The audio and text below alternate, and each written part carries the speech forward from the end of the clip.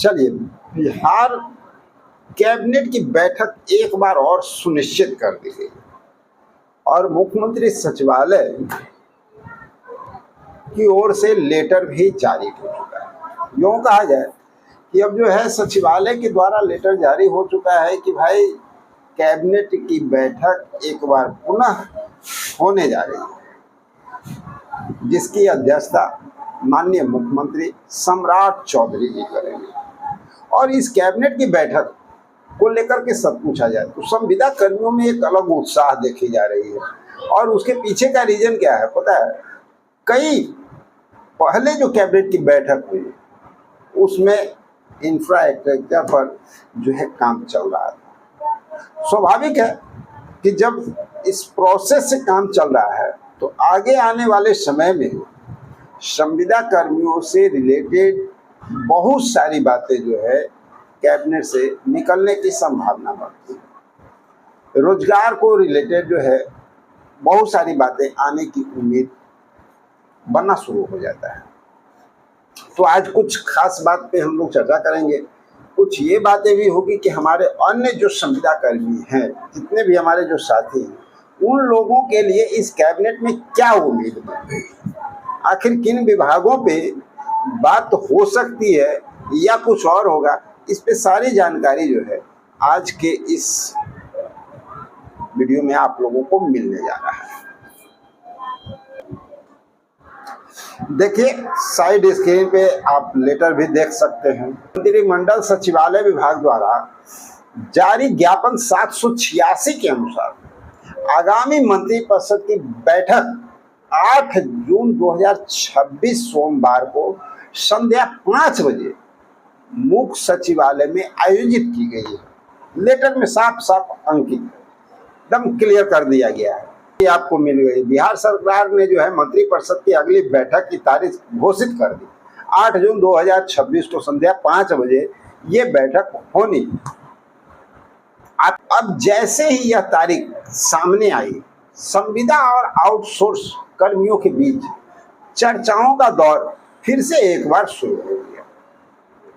क्या 8 जून की जो बैठक है वो बहुप्रतीक्षित फैसला आएगा, जिसका इंतजार लाखों संविदा कर्मी कर।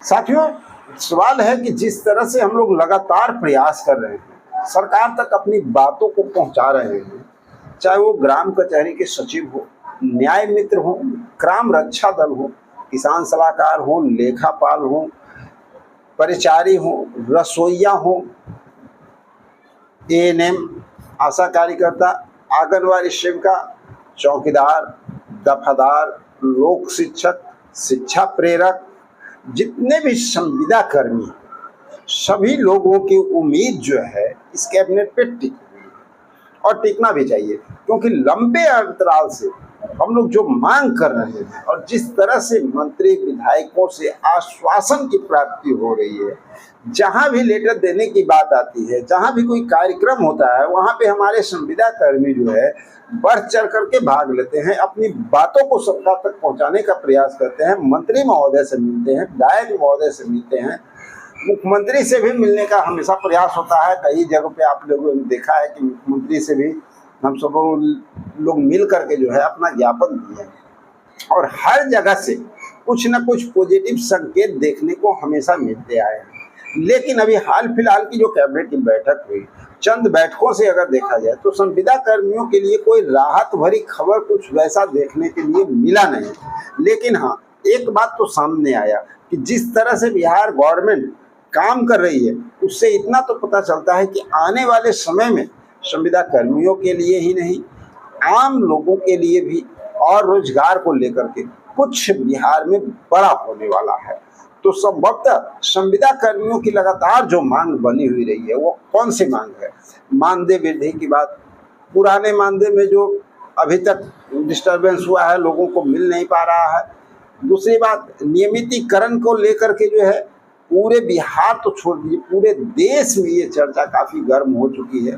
सुप्रीम कोर्ट का आदेश अगर आप देखते हैं, हाई कोर्ट का आदेश देखते हैं, हर जगह पे इंडिकेटर मिल चुका है कि भाई गवर्नमेंट को जो है नियमितीकरण करना ही चाहिए। यानी अब सरकार के सामने एक बात क्लियर होता हुआ सामने आ रहा है कि संविदा कर्मियों को राहत मिलनी चाहिए, इनका भी जो अधिकार है वो अधिकार प्राप्त होना चाहिए। सम्मान काम के बदले सम्मान, वेतन की बात कहीं ना कहीं कही जा रही है और संभवतः उम्मीद जताई जा रही है जिस तरह से कि कोई भी राज्य सरकार हो, कहीं ना कहीं संविदा कर्मियों के सिर पल्ला झाड़ती हुई अभी तक नजर आई है। लेकिन परिस्थिति जो अब बन रही है ना, वो परिस्थिति अब ठीक प्रतिकूल सामने आ रही है, तो संभावनाएं, उम्मीद काफी बढ़ जाती है। और उसी उम्मीद के तहत हमारे जितने भी संविदा कर्मी साथी हैं इस कैबिनेट की बैठक पे नजर गड़ा करके बैठे हुए हैं। अब सवाल उठता है ना कि आखिर क्या कुछ हो सकता है। चलिए इसकी भी जानकारी मिलेगी। अभी हाल फिलहाल में जो देखा गया है कि सरकार बुनियादी ढांचे पर जोर दे रही है, लेकिन किसी भी बड़े प्रोजेक्ट में को सफल होने के लिए सरकारी मशीनरी के सिवा कुछ और आवश्यकता होती है ना, लेबर की आवश्यकता होती है, कर्मचारी की आवश्यकता होती है। जितने भी तैनात हमारे संविदा कर्मी हैं उनका मनोबल और उनका आर्थिक सुधार का चक्र, फाइनेंशियल सिक्योरिटी सबसे जरूरी है।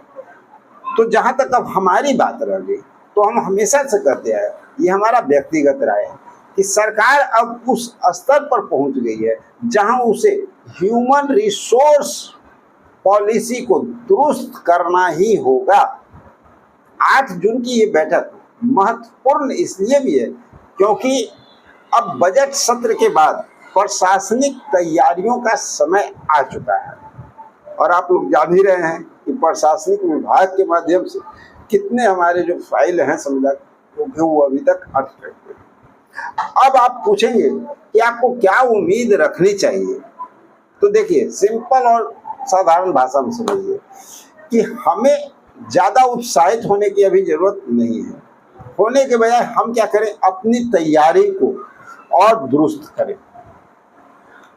8 जून की बैठक का एजेंडा अगर प्रशासनिक सुधार विभाग के प्रस्ताव शामिल होते हैं तो यह हमारे लिए एक सकारात्मक संकेत होगा।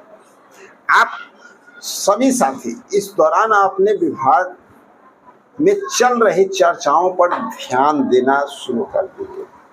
क्या आपके विभाग में किसी समीक्षा बैठक की सूचना है? अगर है तो समझ लीजिए कि चीजें फाइल पर अब आगे बढ़ रही है। अब आपको खुद को तैयार रखना होगा। जैसा कि मैंने अपने पिछले वीडियो में भी कहा था कि अपनी फाइल स्टेटस और अपने सर्विस रिकॉर्ड को अपडेट करना आज भी आपकी प्राथमिकता होनी चाहिए। कैबिनेट में क्या होगा, इससे ज़्यादा प्राथमिकता ये है कि आप अपने सर्विस रिकॉर्ड को फिलहाल सही रखिए, क्योंकि जैसे ही कैबिनेट से कुछ पॉजिटिव बातें निकलनी शुरू होगी ना तो फिर इसकी आवश्यकता आपके सामने आनी पड़ेगी। 8 जून की बैठक के परिणाम पर हम जो है पूरी तरह से नज़र बना करके रखें। बैठक खत्म होते ही मैं आपको सबसे पहले प्रयास करूंगा कि एक अच्छी जानकारी निकालकर बिना किसी बनावटी खबर के नहीं, जो रही है, जो कैबिनेट के अंदर की भी खबर कुछ निकल करके सामने आ सके। अब तो साथियों, आपको अगर लगता है कि कुछ हमारे संविदा कर्मियों के लिए अच्छा हो सकता है, उम्मीद बन रही है और संभावनाएं प्रबल हो रही है, तो बस चैनल में बने रहिए। मिलते हैं